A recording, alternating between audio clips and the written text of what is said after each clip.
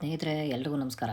ಇವತ್ತು ನಾವು 750 ಅರಣ್ಯ ಇಲಾಖೆಯಲ್ಲಿ ಹೊಸ ಅಧಿಸೂಚನೆ ಆಗಿದೆ. ಈ ಒಂದು ಅಧಿಸೂಚನೆಯ ಬಗ್ಗೆ ಸಂಪೂರ್ಣವಾದ ಮಾಹಿತಿಯನ್ನ ನಾವು ಈ ವಿಡಿಯೋದಲ್ಲಿ ತಿಳ್ಕೊಳ್ಳೋಣ. ಕರ್ನಾಟಕ ಸರ್ಕಾರದ ಹುದ್ದೆಗಳಾಗಿರ್ತಕ್ಕಂಥ ಫಾರೆಸ್ಟ್ ಡಿಪಾರ್ಟ್ಮೆಂಟ್ ನಲ್ಲಿ 750 ಉಳಿಕೆ ಮೂಲ ವೃಂದ 700 ಮತ್ತು ಕಲ್ಯಾಣ ಕರ್ನಾಟಕ 50 ಟೋಟಲ್ ಆಗಿ 750 ಜಾಬ್ಗಳಿಗೆ ಕಾಲ್ಫರ್ ಮಾಡಲಾಗಿದೆ. ಅದು ಯಾವ ಯಾವ ವಲಯಗಳಲ್ಲಿ ಅಂದರೆ ಯಾವ್ಯಾವ ಸರ್ಕಲ್ನಲ್ಲಿ ಎಷ್ಟು ಪೋಸ್ಟ್ಗಳು ಬರ್ತವೆ, ಸೊ ಇದಕ್ಕೆ ಕ್ವಾಲಿಫಿಕೇಶನ್ ಏನಾಗಿರಬೇಕು, ಇದು ಸಂಪೂರ್ಣವಾಗಿ ನೇರ ನೇಮಕಾತಿ ಆಗಿರುತ್ತೆ. ವಿಷಯ: ಕರ್ನಾಟಕ ಅರಣ್ಯ ಇಲಾಖೆಯಲ್ಲಿನ ವಿವಿಧ ವೃತ್ತಗಳ ಹಂತದಲ್ಲಿ ಖಾಲಿ ಇರುವ 750 ಅರಣ್ಯ ವೀಕ್ಷಕ ಹುದ್ದೆಗಳಿಗೆ ನೇರ ನೇಮಕಾತಿ ಮೂಲಕ ಭರ್ತಿ ಮಾಡಲು ಅಧಿಸೂಚನೆಯನ್ನು ಹೊರಡಿಸುವ ಕುರಿತು ಈ ಒಂದು ಪತ್ರ ರೆಡಿಯಾಗಿದೆ. ನೋಟಿಫಿಕೇಶನ್ ಅಧಿಕೃತವಾಗಿ ರಿಲೀಸ್ ಮಾಡಿದ್ದಾರೆ. ಈ ಒಂದು ಅಧಿಸೂಚನೆ ಆಗಿರ್ತಕ್ಕಂಥದ್ದು 30/6/2026 ಈ ಒಂದು ಅಧಿಕೃತವಾಗಿ ನೋಟಿಫಿಕೇಶನ್ ರೆಡಿಯಾಗಿರುತ್ತೆ. ಅದನ್ನು ಆನ್ಲೈನಲ್ಲಿ ಬಿಟ್ಟಿರ್ತಾರೆ. ಇನ್ನು ಈ ಒಂದು ಹುದ್ದೆಗಳಿಗೆ ಅಪ್ಲಿಕೇಶನ್ ಹಾಕಲಿಕ್ಕೆ ಆಗಸ್ಟ್ 1ನೇ ತಾರೀಕಿಂದ ಪ್ರಾರಂಭ ಆಗುತ್ತೆ. ಇಂಟ್ರೆಸ್ಟ್ ಇರ್ತಕ್ಕಂಥ ಕ್ಯಾಂಡಿಡೇಟ್ಗಳು ಕೇವಲ SSLC ಕಂಪ್ಲೀಟ್ ಮಾಡಿದ್ರು ಸಾಕು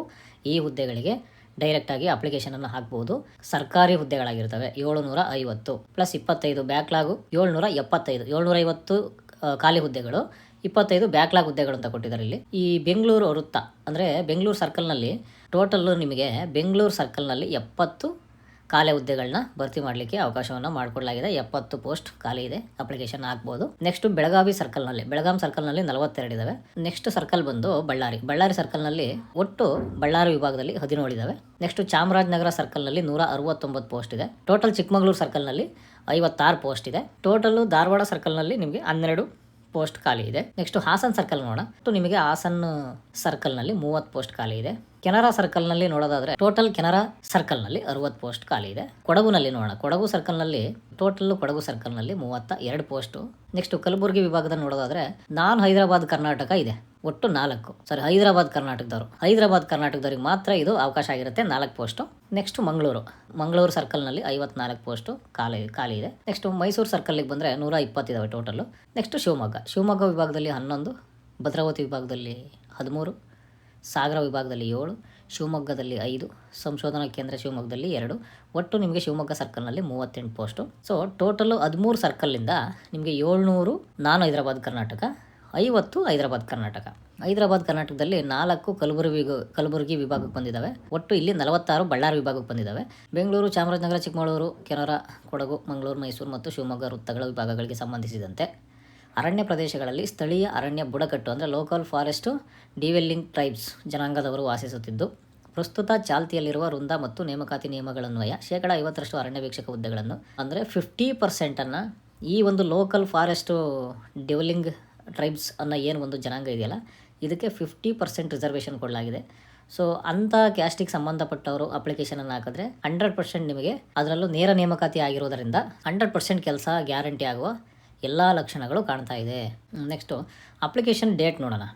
ಈ ಒಂದು ಅರ್ಜಿಯನ್ನು ಸಲ್ಲಿಸಲು ಪ್ರಾರಂಭದ ದಿನಾಂಕ 1/8/26, ಲಾಸ್ಟ್ ಡೇಟ್ ಬಂದು 31/8/2026. ಅಪ್ಲಿಕೇಶನ್ ಫೀಸನ್ನು ಆನ್ಲೈನಲ್ಲಿ ಪಾವತಿ ಮಾಡಲಿಕ್ಕೆ 1 ದಿನ ಎಕ್ಸ್ಟ್ರಾ 2/9/2026 ಕೊಟ್ಟಿದ್ದಾರೆ.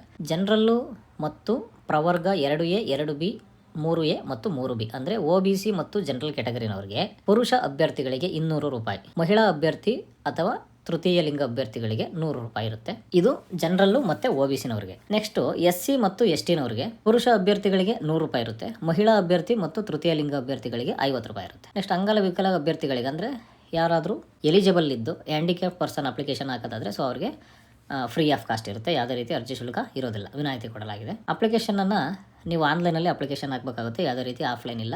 ಒಬ್ಬರಿಗೆ ಒಂದು ಮಾತ್ರ ಅಪ್ಲಿಕೇಶನ್ ಹಾಕಲಿಕ್ಕೆ ಅವಕಾಶ ಇದೆ. ಬೇರೆ ಆಧಾರ್ ಕಾರ್ಡ್ ತೊಗೊಂಬಂದು ಅಪ್ಲಿಕೇಶನ್ ಹಾಕೋದು, 2 ಅಪ್ಲಿಕೇಶನ್ ಹಾಕೋದು, ಇದು ಬರಲಿಲ್ಲ ಅಂದರೆ ಇನ್ನೊಂದು ಪೋಸ್ಟಿಗೆ ಹಾಕೋದು, ಸೊ ಈ ಥರ ಎಲ್ಲ ಮಾಡಿದ್ರೆ ಯಾವುದೇ ರೀತಿ ಅಪ್ಲಿಕೇಶನ್ ಹಾಕಲಿಕ್ಕೆ ಅವಕಾಶ ಇಲ್ಲ. ಅದನ್ನು ಡೈರೆಕ್ಟಾಗಿ ರಿಜೆಕ್ಟ್ ಮಾಡ್ತೀವಿ ಅಂತ ನೋಟಿಫಿಕೇಶನ್ ಕೊಟ್ಟಿದ್ದಾರೆ. PDF ಲಿಂಕನ್ನು ನಮ್ಮ ಡಿಸ್ಕ್ರಿಪ್ಷನ್ ಬಾಕ್ಸಲ್ಲಿ ಹಾಕಿರ್ತೀವಿ. ಸೊ ನೀವು ಅಲ್ಲಿ PDF ಡೌನ್ಲೋಡ್ ಮಾಡಿಕೊಂಡು ನೀವು ಇನ್ನೂ ನೀಟಾಗಿ ಓದ್ಬೋದು. ಇದಕ್ಕೆ ಪೇಮೆಂಟು ನೋಡೋದಾದರೆ ವೇತನ ಶ್ರೇಣಿನೂ ಕೊಟ್ಟಿದ್ದಾರೆ. ಇಲ್ಲಿ 27,500ರಿಂದ 46,675ವರೆಗೆ ಹುದ್ದೆಗಳಿಗೆ ಅನುಸಾರವಾಗಿ ಸ್ಯಾಲ್ರಿಯನ್ನು ಕೊಡ್ತಾರೆ. ಎಲಿಜಿಬಿಲಿಟಿ ನೋಡೋಣ. ಯಾರ್ಯಾರು ಅಪ್ಲಿಕೇಶನ್ ಹಾಕ್ಬೋದು ಅಂದರೆ ಮೊದಲು ನಮ್ಮ ಭಾರತೀಯ ನಾಗರಿಕನಾಗಿರಬೇಕು. ಒಬ್ಬ ಜೀವಂತ ಪತ್ನಿಗಿಂತ ಹೆಚ್ಚು ಮಂದಿ ಪತ್ನಿಯರನ್ನು ಹೊಂದಿರುವ ಪುರುಷ ಅಭ್ಯರ್ಥಿ ಮತ್ತು ಈಗಾಗಲೇ ಇನ್ನೊಬ್ಬ ಪತ್ನಿ ಇರುವ ವ್ಯಕ್ತಿಯನ್ನು ಮದುವೆಯಾಗಿರುವ ಮಹಿಳಾ ಅಭ್ಯರ್ಥಿಯು ಸರ್ಕಾರದಿಂದ ಪೂರ್ವಾನುಮತಿಯನ್ನು ಪಡೆಯದೆ ನೇಮಕಾತಿಗೆ ಅರ್ಹರಾಗಿರುವುದಿಲ್ಲ. ನೆಕ್ಸ್ಟ್ ಕ್ಯಾಂಡಿಡೇಟ್ ಏನಾದರೂ ಫಿಸಿಕಲಿ ಅಥವಾ ಮೆಂಟಲಿ ಏನಾದರೂ ಸಮಸ್ಯೆಯಿಂದ ಬಳಲುತ್ತಿದ್ದರೆ ಅವರು ಅಪ್ಲಿಕೇಶನ್ ಹಾಕ್ಲಿಕ್ಕಾಗಲ್ಲ. ಸೊ ಫಿಸಿಕಲಿ ಮೆಂಟಲಿ ಹೆಲ್ತಿ ಆಗಿರಬೇಕು ಅಂತ ಕೊಟ್ಟಿದ್ದಾರೆ. ನೆಕ್ಸ್ಟು ಎಜುಕೇಷನ್ ನೋಡೋದಾದರೆ SSLC ಅಂದರೆ ಪ್ರೌಢ ಶಿಕ್ಷಣ ಮಂಡಳಿಯು ನಡೆಸುವ SSLC ಅಥವಾ SSLC ವಿದ್ಯಾರ್ಹತೆಯ ತತ್ಸಮಾನ ವಿದ್ಯಾರ್ಹತೆಯನ್ನು ಅರ್ಜಿ ಸಲ್ಲಿಸಲು ಈ ಮೇಲೆ ನಿಗದಿಪಡಿಸಿದ ಕೊನೆಯ ದಿನಾಂಕಕ್ಕೆ ಹೊಂದಿರಬೇಕು. ಅಂದರೆ ಕಂಪ್ಲೀಟಾಗಿ ಈ ಒಂದು ಪೋಸ್ಟ್ಗೆ ಅಪ್ಲಿಕೇಶನ್ ಹಾಕೋರು SSCಯನ್ನು 10ನೇ ತರಗತಿಯನ್ನು ಪೂರ್ಣವಾಗಿ ಮುಗಿಸಿರಬೇಕು. ಬ್ಯಾಕ್ಲಾಗ್ ಯಾವುದೂ ಇರೋಂಗಿಲ್ಲ ಅಂತ ಕೊಟ್ಟಿದ್ದಾರೆ. ಇದರ SSLCನಲ್ಲಿ CBSE ಅಥವಾ ICSE ಓದಿರ್ತಕ್ಕಂಥವ್ರು ಕೂಡ ಅಪ್ಲಿಕೇಶನನ್ನು ಹಾಕ್ಬೋದು. ಜೊತೆಗೆ ಓಪನ್ ಯೂನಿವರ್ಸಿಟಿ ಅಂದರೆ ಮೊರಾರ್ಜಿ, ಆದರ್ಶ, ವಾಜಪೇಯಿ, ಇಂದಿರಾ ಗಾಂಧಿ ಅದರಲ್ಲಿ ಓದಿರ್ತಕ್ಕಂಥ ಮಕ್ಕಳು ಕೂಡ ವಿದ್ಯಾರ್ಥಿಗಳು ಕೂಡ ಪಾಸಾಗಿದ್ದರೆ ಈ ಒಂದು ಅಪ್ಲಿಕೇಶನನ್ನು ಹಾಕ್ಬೋದು. ಏಜ್ ನೋಡೋದಾದರೆ ಜನರಲ್ ಕ್ಯಾಟಗರಿನವ್ರಿಗೆ 18ರಿಂದ 30 ವರ್ಷ ಇರುತ್ತೆ. OBCನವ್ರಿಗೆ 18ರಿಂದ 32 ವರ್ಷ ಇರುತ್ತೆ. SC ಮತ್ತು STನವ್ರಿಗೆ 18ರಿಂದ 33 ವರ್ಷ ಇರುತ್ತೆ. ಮಾಜಿ ಸೈನಿಕರಿಗೆ ಇನ್ನು ಎಕ್ಸ್ಟ್ರಾ 3 ವರ್ಷ ಅಂದರೆ 18ರಿಂದ 36 ವರ್ಷಗಳವರೆಗೆ ಸಡಿಲಿಕೆಯನ್ನು ಕೊಡಲಾಗಿದೆ. ಅಂದರೆ ಅರಣ್ಯ ಇಲಾಖೆಯಲ್ಲಿ ನಿರಂತರ ಕನಿಷ್ಠ 5 ವರ್ಷಗಳ ಸೇವೆಯನ್ನು ಅರಣ್ಯ ಪ್ರೇರಕರಾಗಿ ಪೂರೈಸಿದ್ದು, ಪ್ರಸ್ತುತ ಅರಣ್ಯ ಪ್ರೇರಕರಾಗಿ ಸೇವೆಯಲ್ಲಿ ಇದ್ದು ನಿಶ್ಚಿತ ಗೌರವಧನವನ್ನು ಪಡೆಯುತ್ತಿರುವ ಅರಣ್ಯ ಪ್ರೇರಕರಿಗೆ ಮಾತ್ರ ಈ ಕೆಳಗಿನ ಗರಿಷ್ಠ ವಯೋಮಿತಿಯನ್ನು ಅನ್ವಯವಾಗುವುದು ಅಂತ ಕೊಟ್ಟಿದ್ದಾರೆ.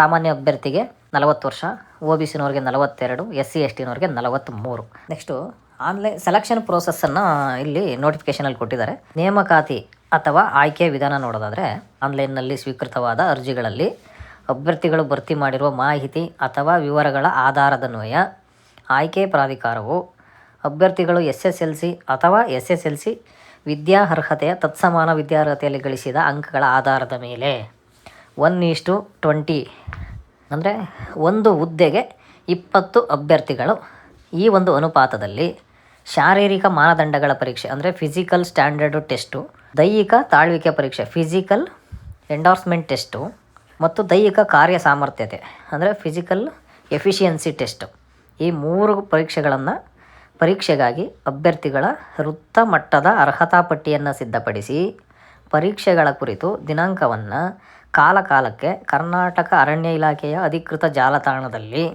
ಮುಖಪುಟದ ಕೆಳಭಾಗದಲ್ಲಿ ನೇಮಕಾತಿ ಶೀರ್ಷಿಕೆಯ ಮೂಲಕ ಪ್ರಕಟಪಡಿಸಲಾಗುವುದು. ಈ ಕುರಿತು ಇಲಾಖೆಯ ವತಿಯಿಂದ ಅಭ್ಯರ್ಥಿಗಳೊಂದಿಗೆ ಯಾವುದೇ ಪತ್ರ ವ್ಯವಹಾರ ನಡೆಸಲಾಗುವುದಿಲ್ಲ. ಅಂದರೆ ಎಕ್ಸಾಮಿನೇಷನ್ ಟೆಸ್ಟ್ಗಳಾಗಿರಲಿ, ರಿಸಲ್ಟ್ಸ್ ಆಗಿರಲಿ, ಆಲ್ ಟಿಕೆಟ್ ಆಗಿರಲಿ, ನೋಟಿಫಿಕೇಷನ್ ಯಾವುದೇ ಆಗಿದ್ರೂ ಕೂಡ ನೀವು ಆನ್ಲೈನಲ್ಲೇ ನೋಡ್ಕೋಬೇಕಾಗುತ್ತೆ. ಯಾವುದೇ ರೀತಿ ಫೋನ್ ಕರೆ ಆಗಲಿ, ಇಮೇಲ್ ಆಗಲಿ ಅದು ಬರೋದಿಲ್ಲ. ನಿಮ್ಮ ರಿಜಿಸ್ಟರ್ ಮೊಬೈಲ್ ನಂಬರ್ಗೆ ಒಂದು SMS ಬರುತ್ತೆ, ನಿಮ್ಮ ಮೇಲ್ ID ಒಂದು SMS ಮೆಸೇಜ್ ಬಂದಿರುತ್ತೆ. ಸೊ ಇದನ್ನು ನೀವು ನೋಡಿಕೊಂಡು ವೆಬ್ಸೈಟಲ್ಲೇ ಡೀಟೇಲ್ಸ್ ಎಲ್ಲ ಕಲೆಕ್ಟ್ ಮಾಡ್ಕೋಬೇಕಾಗುತ್ತೆ. ನೆಕ್ಸ್ಟ್ ಇದಕ್ಕೆ 3 ಟೆಸ್ಟ್ ಆಗುತ್ತೆ. ಯಾವುದೇ ರೈಟಿಂಗ್ ಟೆಸ್ಟ್ ಇರೋದಿಲ್ಲ, ಅಂದರೆ ನಾವು ಎಕ್ಸಾಮ್ನ ಬರೆಯೋ ಥರ ಇರೋದಿಲ್ಲ. ಮೆಡಿಕಲ್ ಟೆಸ್ಟ್ ಇರುತ್ತೆ. ಸೊ ಅದನ್ನು ಪಾಸ್ ಮಾಡಿದ ನಂತರ ನಿಮಗೆ ನೇರವಾಗಿ ನೇಮಕಾತಿ ಆಗುತ್ತೆ ಅಂತ ಕೊಟ್ಟಿದ್ದಾರೆ ಇಲ್ಲಿ. ದೇಹದಾಢ್ಯತೆ ಅಂದರೆ ಪುರುಷ ಅಭ್ಯರ್ಥಿಗಳಿಗೆ ಎತ್ತರ ಕನಿಷ್ಠ 163 ಸೆಂಟಿಮೀಟರ್ ಇರಬೇಕು. ಅದರಲ್ಲಿ ಆವಾಗಲೇ ಹೇಳಿದಾಗೆ ಈ ಫಾರೆಸ್ಟು ಡಿವೆಲ್ಲಿಂಗ್ ಶೆಡ್ಯೂಲ್ ಟ್ರೈಬರ್ಸ್ ಇದ್ದಾರಲ್ಲ, ಬುಡಕಟ್ಟು ಜನಾಂಗ, ಅವ್ರಿಗೆ ಕನಿಷ್ಠ 152 ಸೆಂಟಿಮೀಟ್ರು ಕಡಿಮೆ ಮಾಡಲಾಗಿದೆ.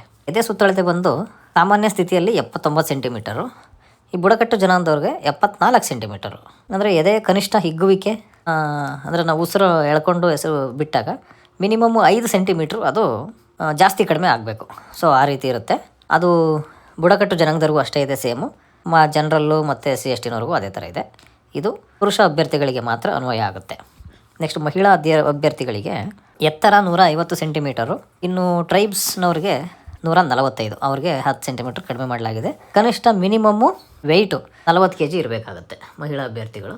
ಅದರಲ್ಲಿ ಟ್ರೈಬ್ಸ್ನವ್ರಿಗೆ 38 kg ಇದ್ದರೂ ಸಾಕು, ಎಲಿಜಿಬಲ್ ಆಗಿರ್ತಾರೆ. ಅವ್ರಿಗೆ 2 kg ರಿಸರ್ವ್ ಎಕ್ಸ್ಟೆನ್ಷನ್ ಕೊಡಲಾಗಿದೆ. ಇದು ಅರ್ಥ ಆಗಿದೆ ಅನ್ಕೋತೀನಿ.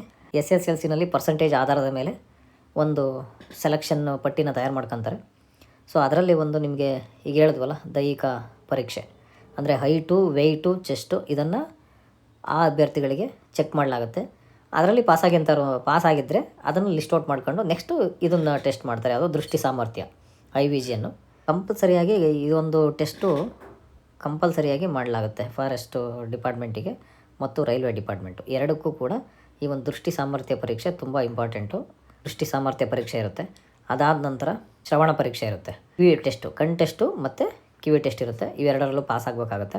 ದೈಹಿಕ ತಾಳ್ವಿಕೆ ಪರೀಕ್ಷೆ ಅಂದರೆ ಫಿಸಿಕಲ್ ಎಂಡ್ಯೂರೆನ್ಸ್ ಟೆಸ್ಟ್ ಅಂತ ಹೇಳಿ. ಸೊ ಇದರಲ್ಲಿ ಏನು ಮಾಡ್ತಾರೆ ಅಂದರೆ ಮೇಲ್ ಕ್ಯಾಂಡಿಡೇಟ್ಸು 1600 ಮೀಟ್ರು ಓಟವನ್ನು 7 ನಿಮಿಷದಲ್ಲಿ ಓಡಬೇಕಾಗುತ್ತೆ. ನೆಕ್ಸ್ಟ್ ಫೀಮೇಲ್ ಕ್ಯಾಂಡಿಡೇಟ್ಸು 1000 ಮೀಟರನ್ನು 6 ನಿಮಿಷದಲ್ಲಿ ಓಡಬೇಕಾಗುತ್ತೆ. ಈ ಒಂದು 5 ಟೆಸ್ಟಲ್ಲಿ ಕನಿಷ್ಠ ಇದರಲ್ಲಿ ಯಾವುದಾದ್ರೂ 3 ಅಂದರೆ ನೋಡಿ ಮತ್ತೊಮ್ಮೆ ಹೇಳ್ತಾ ಇದ್ದೀನಿ, ಈ ಒಂದು ದೈಹಿಕ ತಾಳ್ವಿಕೆ ಪರೀಕ್ಷೆ ಅಂತ ಏನಿದೆಯಲ್ಲ, ಈ ಒಂದು ರನ್ನಿಂಗ್ ಮೀಟರು ಇದರ ಜೊತೆಯಲ್ಲಿ ಈ ಇಲ್ಲಿ ನೋಡಿ, ಇಲ್ಲಿ ಕಾಲಮಲ್ಲಿ ಕಾಣಿಸ್ತಿದೆಯಲ್ಲ, ಈ ಒಂದು 5ರಲ್ಲಿ ಯಾವುದಾದ್ರೂ 3 ಪಾಸ್ ಮಾಡಬೇಕು ಅದರ ಜೊತೆ. ಸೊ ಅವ್ರಿಗೆ ಡೈರೆಕ್ಟಾಗಿ ಎಲಿಜಿಬಲ್ ಆಗ್ತಾರೆ. ಡಾಕ್ಯುಮೆಂಟ್ಸು ಏನು ಬೇಕಾಗುತ್ತೆ ಅಂತ ನೋಡಿದ್ರೆ, ಆಧಾರ್ ಕಾರ್ಡ್ ಬೇಕಾಗುತ್ತೆ, ಪಾಸ್ಪೋರ್ಟ್ ಸೈಜ್ ಫೋಟೋ ಬೇಕಾಗುತ್ತೆ, ಡಿ ಎಲ್ ಇದ್ದರೆ ಅಥವಾ ಡಿ ಎಲ್ನೂ ಹಾಕ್ಬೋದು, ಪ್ಯಾನ್ ಕಾರ್ಡ್ ಇದ್ದರೆ ಪ್ಯಾನ್ ಕಾರ್ಡ್ ಹಾಕ್ಬೋದು, ಅದು ಆಪ್ಷನ್ ಲೆವೆಲ್. ಆಧಾರ್ ಕಾರ್ಡ್ ಮಾತ್ರ ಕಂಪಲ್ಸರಿ ಆಗಿರುತ್ತೆ. SSLC ಮಾರ್ಕ್ಸ್ ಕಾರ್ಡು ಕಂಪಲ್ಸರಿ ಆಗಿರುತ್ತೆ. ಕ್ಯಾಸ್ಟು ಇನ್ಕಮ್ಮು ತುಂಬ ಇಂಪಾರ್ಟೆಂಟು. ನೆಕ್ಸ್ಟ್ ಮಾಜಿ ಸೈನಿಕರು ಏನಾದರೂ ಆಗಿದ್ದರೆ ಅವರಿಗೆ ಒಂದು ಐಡೆಂಟಿಟಿ ಕಾರ್ಡ್ ಇರುತ್ತೆ, ಸೊ ಅದು ಮಸ್ಟ್ ಆ್ಯಂಡ್ ಶುಡ್ ಇರುತ್ತೆ. ಜೊತೆಗೆ ಬ್ಯಾಂಕ್ ಪಾಸ್ಬುಕ್ ಒಂದು ಬೇಕಾಗುತ್ತೆ, ಪಾಸ್ಪೋರ್ಟ್ ಸೈಜ್ ಫೋಟೋ ಬೇಕಾಗುತ್ತೆ, ಒಂದು signature, Gmail ID, mobile number, ಇಷ್ಟು ಡಾಕ್ಯುಮೆಂಟು ಈ ಒಂದು ಫಾರೆಸ್ಟ್ ಡಿಪಾರ್ಟ್ಮೆಂಟಿಗೆ ಅಪ್ಲಿಕೇಶನ್ ಹಾಕಲಿಕ್ಕೆ ಬೇಕಾಗುತ್ತೆ. ರಿಸರ್ವೇಷನ್ ತಗೊಳ್ಳೋಂಥ ಕ್ಯಾಂಡಿಡೇಟ್ಗಳು ಅಂದರೆ SC/ST ನಮೂನೆ D, ಕ್ಯಾಟಗರಿ 1ನವ್ರಿಗೆ ನಮೂನೆ E ಬರುತ್ತೆ, OBCನವ್ರಿಗೆ ನಮೂನೆ F ಬರುತ್ತೆ. ಅಂದರೆ ಈ ಒಂದು ಈಗ ಹೊಸ್ದಾಗಿ ಬಂದಿರತಕ್ಕಂಥ ಜಾತಿ ಮತ್ತು ಆದಾಯ ಪ್ರಮಾಣ ಪತ್ರ ಮಸ್ಟ್ ಆ್ಯಂಡ್ ಶುಡ್ ಆಗಿರಬೇಕಾಗುತ್ತೆ. ಇದೊಂದು ತುಂಬ ಇಂಪಾರ್ಟೆಂಟು. ನೋಡಿ, ಅವರೇ ಕೊಟ್ಟಿದ್ದಾರೆ ಇಲ್ಲಿ. ಮಾಜಿ ಸೈನಿಕರು ಅಪ್ಲಿಕೇಶನ್ ಹಾಕ್ತೀವಿ ಅಂತ ಅಂದ್ಕೊಂಡಿರೋರು BSF ಅಥವಾ CRPF ಅಥವಾ CISF ಕಡೆಯಿಂದ ಏನಾದರೂ ರಿಟೈರ್ಡ್ ಆಗಿದರೆ, ಸೊ ಅವ್ರಿಗೆ ಇದು ಅಪ್ಲೈ ಆಗಲ್ಲ ಅಂತ ಕೊಟ್ಟಿದ್ದಾರೆ. ಸೊ ಅವರು ಅಪ್ಲಿಕೇಶನನ್ನು ಹಾಕಕ್ಕೆ ಹೋಗಬೇಡಿ. ನೆಕ್ಸ್ಟು 6 ಮಂತು ಟ್ರೈನಿಂಗ್ ಕೂಡ ಇರುತ್ತೆ. ಆಯ್ಕೆ ಆಗಿರ್ತಕ್ಕಂಥ ಅಭ್ಯರ್ಥಿಗಳಿಗೆ 6 ತಿಂಗಳು ಟ್ರೈನಿಂಗ್ ಇರುತ್ತೆ. ನಂತರ ಅವರಿಗೆ ಅಪಾಯಿಂಟ್ ಮಾಡ್ಕೊಳ್ಳಾಗುತ್ತೆ ಅಂತ ಕೊಟ್ಟಿದ್ದಾರೆ. ನೀವೇನು ಇಮೇಲ್ ID, ಮೊಬೈಲ್ ನಂಬರ್ ಕೊಟ್ಟಿರ್ತೀರಲ್ಲ, ಇದು ಪ್ರೋಸೆಸ್ ಕಂಪ್ಲೀಟ್ ಆಗೋವರೆಗೂ ಸೇಫ್ಟಿಯಾಗಿ ಇಟ್ಕೊಳ್ಳಿ. ಮೊಬೈಲ್ ಕಳೆದೋಯ್ತು, ಮೇಲ್ IDಲಿ ಪಾಸ್ವರ್ಡ್ ಮರ್ತೋಯ್ತು ಅಂದರೆ ಅದಕ್ಕೆ ಅವ್ರು ಜವಾಬ್ದಾರರಾಗಿರೋದಿಲ್ಲ. ಇದಿಷ್ಟು ನಮ್ಮ ಫಾರೆಸ್ಟ್ ಡಿಪಾರ್ಟ್ಮೆಂಟ್ನಲ್ಲಿ ಅಪ್ಲಿಕೇಶನ್ ಹಾಕಿರ್ತಕ್ಕಂಥ ಅಭ್ಯರ್ಥಿಗಳಿಗೆ ಬೇಕಾಗಿರುವಂಥ ಮಾಹಿತಿಯನ್ನು ಕೊಟ್ಟಿದ್ದೀನಿ ಅಂತ ಅಂದ್ಕೊಂಡಿದ್ದೀನಿ. ಓಕೆ ಸ್ನೇಹಿತರೆ, ಎಲ್ರಿಗೂ ನಮಸ್ಕಾರ, ಒಳ್ಳೆಯದಾಗಲಿ.